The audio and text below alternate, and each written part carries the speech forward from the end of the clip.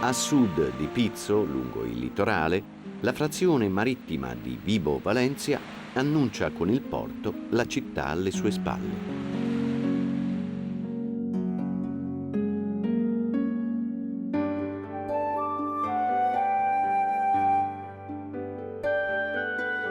Si pensa che lo sviluppo di Vibo Valentia sia avvenuto sulle spoglie dell'antica Hipponion. Il castello normanno svevo sarebbe nato oltre 1000 anni più tardi sui resti dell'acropoli greca.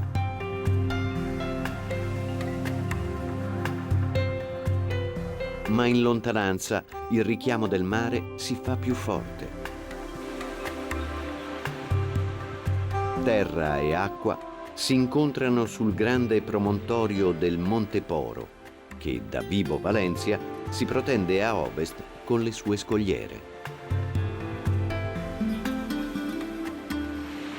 Per 780 chilometri, dal Tirreno allo Ionio, il litorale calabrese rappresenta quasi il 20% delle coste dell'intera penisola italiana.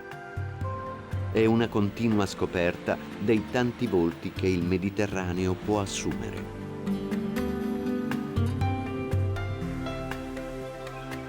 Una delle sue perle più celebri è Tropea. La spiaggia è considerata tra le più belle d'Europa.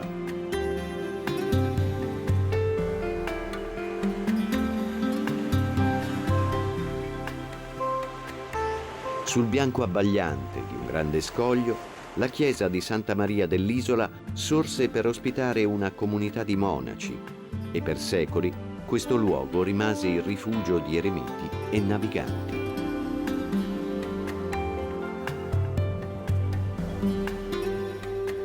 Ma da qualunque angolazione la si osservi, Tropea sorprende i suoi visitatori con la terrazza naturale dove si concentrano le case a strapiombo sulla costa.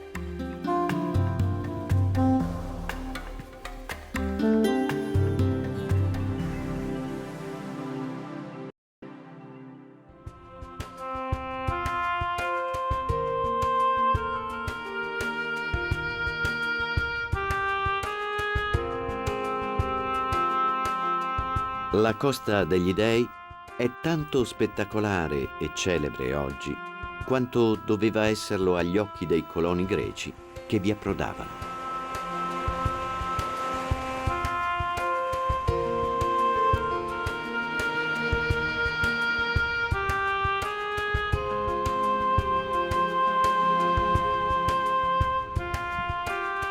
Si dice che il nome di Capo Vaticano derivi dal luogo di vaticinio, perché qui viveva un oracolo famoso in tutta la Magna Grecia per i suoi responsi.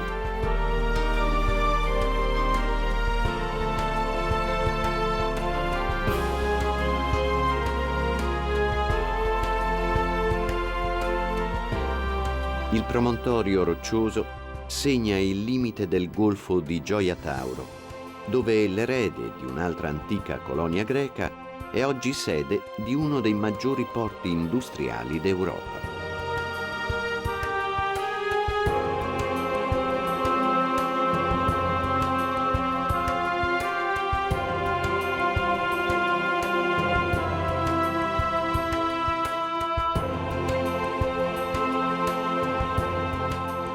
L'attività portuale occupa un posto importante in questo tratto litoraneo. Lo dimostra lo scalo peschereccio di Bagnara Calabra, immerso nei paesaggi della Costa Viola che fronteggia lo Stretto di Messina.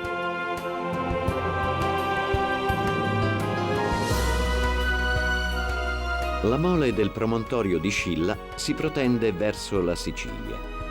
Qui si erge imponente il castello medievale dei Ruffo. La prima fortificazione era avvenuta molti secoli prima, già in epoca magnogreca, per difendersi dai tentativi di conquista di questo luogo strategico. La città e le sue coste riecheggiano di mitologia greca.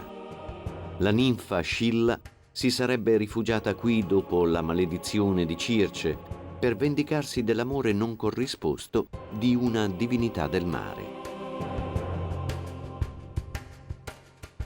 Antico e moderno si intrecciano. La distanza fra le coste si assottiglia e dal porto di Villa San Giovanni i traghetti solcano il braccio di mare per poco più di 3 chilometri.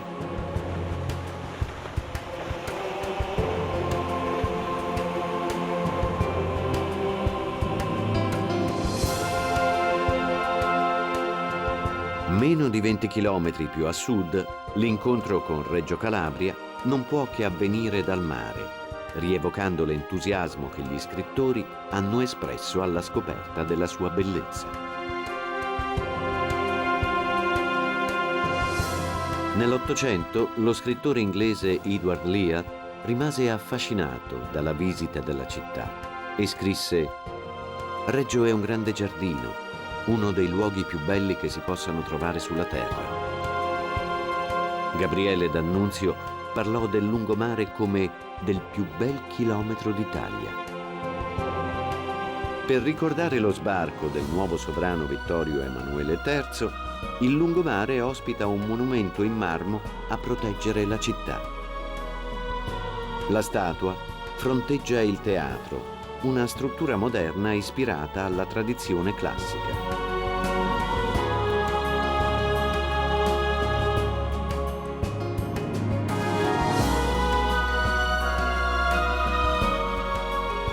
Al XX secolo risale anche il rifacimento di Villa Genoese Zerbi.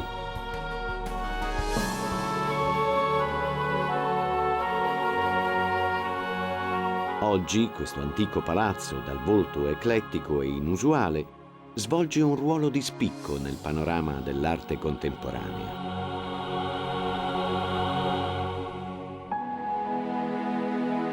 Mostre e iniziative culturali sono un esempio dell'attenzione che la città dedica all'arte e alla sua promozione. Ma il rapporto tra Reggio Calabria e la cultura ha radici lontane, che affondano nella nascita dell'antica Region.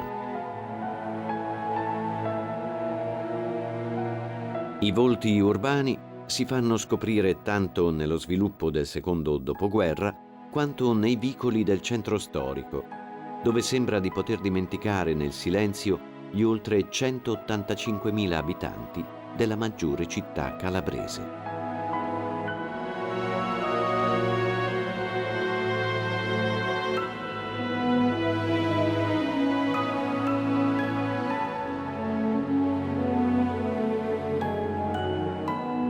Una città importante già in epoca classica, come dimostrano i numerosi resti archeologici. Le mura greche furono fortificate nel IV secolo a.C. dal tiranno di Siracusa Dionisio. Quando i Romani conquistarono il territorio, si impossessarono anche delle sue opere d'arte. Ma nel trasporto via mare persero quelli che sarebbero diventati un simbolo della Calabria.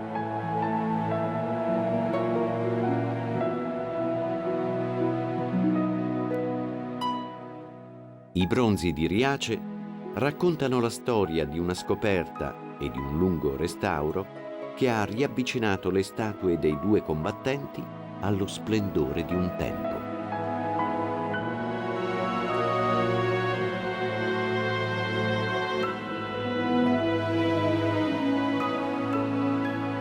Rimasti sui fondali di Riace Marina per oltre 2000 anni, oggi gli eroi guerrieri si lasciano ammirare in tutta la loro fierezza, accanto a una straordinaria raccolta di reperti archeologici che raccontano la storia stessa del territorio.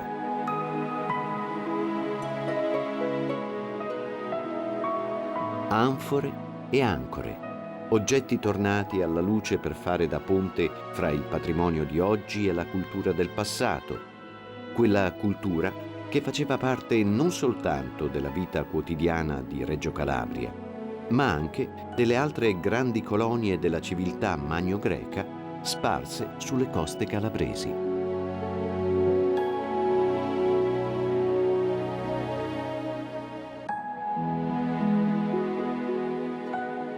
Da Locri provengono le sculture che ritraggono Castore e Polluce, i figli di Zeus.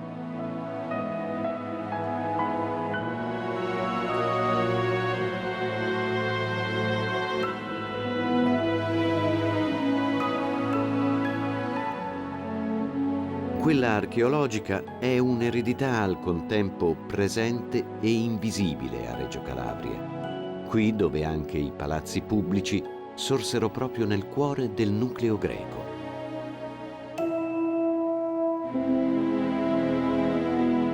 Ma la scoperta dei simboli della città non può fare a meno del suo castello.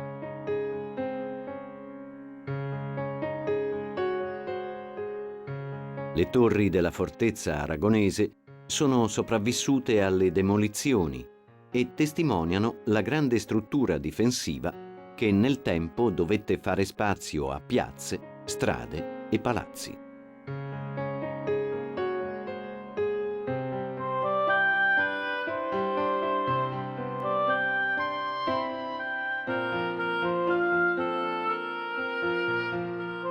Anche la cattedrale racconta la storia cittadina. Il principale luogo di culto di Reggio ha oggi il volto neoromanico e gotico di inizio Novecento e testimonia le ricostruzioni avvenute più volte nei secoli.